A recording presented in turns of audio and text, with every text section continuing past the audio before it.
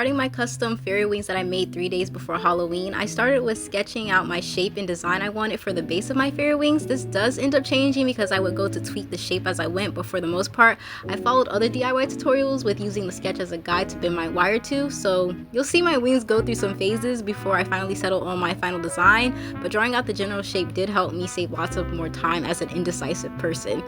But going into this, I never made fairy wings before at all, and I was on a real tight schedule with also having to do my college work, but I did not want to use cellophane at all or order wings that look too kitty in my opinion, so I did what I do 8 out of 10 times as a broke artist and decided to make it myself and of course be different and make it harder like I know what I'm doing because I haven't seen anyone else use fabric to make fairy wings. But this led me to use lace as the central point of my design because I did not like the look of cellophane. And it killed two birds with one stone because since I used lace, the lace design could be the inner detail, so I wouldn't have to use smaller wires as the wing details and it would still be semi-transparent to give that effect. And I love lace like with the passion. It just adds this cute but expensive and yet mature feeling to anything. But I only bought 3 things to make this: wire, tape, and my choice of lace fabric, and in total it was $33 and change, not including tax with free shipping from Amazon.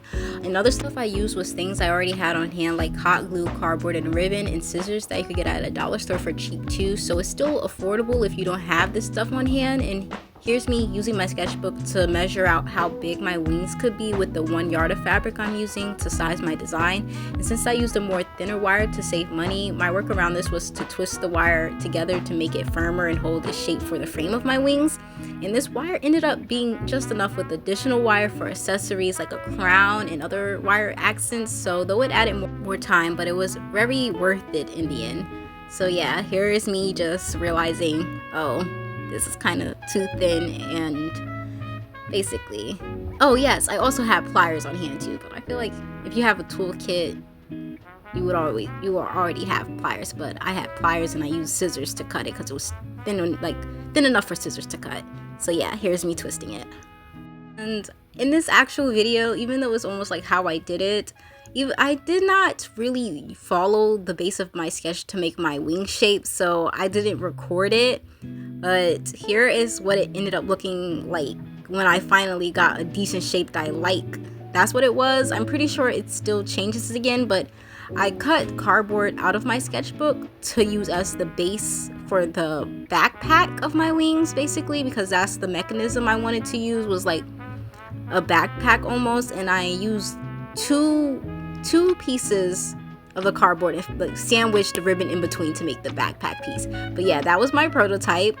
Here is my wings getting more shape. Oh no, I think this is my finished design. Actually, this is the finished design of my wings, and I used a tape to wrap around my wings to make it even more firmer and bendable. So as you can see, the shape is really sturdy.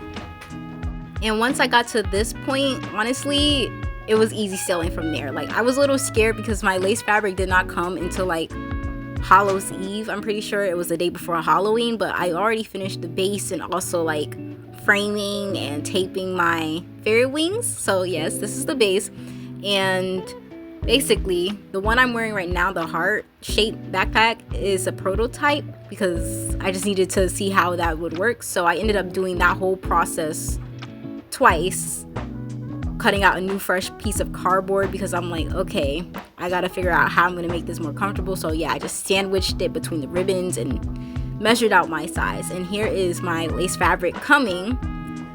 Talking about something, but this lace fabric is so pretty. But basically how I attached it to my wings is the way it's laying. I just hot glued it on the bottom and then pressed it down, and it melted through the fabric, so the lace was connected to the wings. And I folded it because it was pretty thin. I double folded it so it kind of has an inside. But here's me, I also did it for the backpack. As you can see, kind of how it works is like one side is inside, one is out, so I could always adjust it if need be, because you know, if it's hot. But yes, that's how it was.